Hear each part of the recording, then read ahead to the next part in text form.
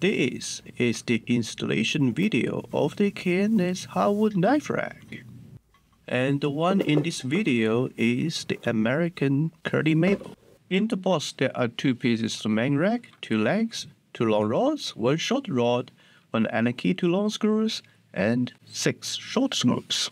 One side of the rack unit has bigger holes, which are used to house the connecting rods. The other side have smaller holes, which are for the countersink screws.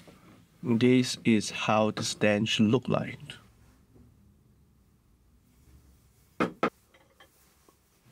The short rod is for the top. One of the long rod is for the bottom. Make sure you choose the good looking one. Now make sure you use the short screws, and at this stage they should all be loose fit.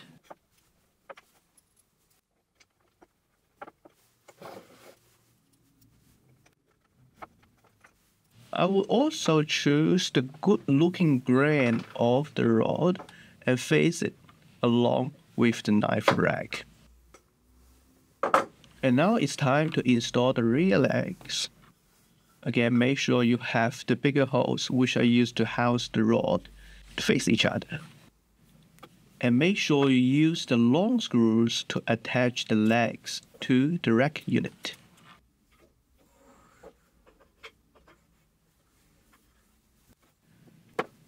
Now connect the 2 legs with the last remaining rod.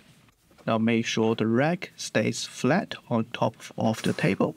Tighten the screws and voila, you're done. Now it's time for your knives to have a nail hole.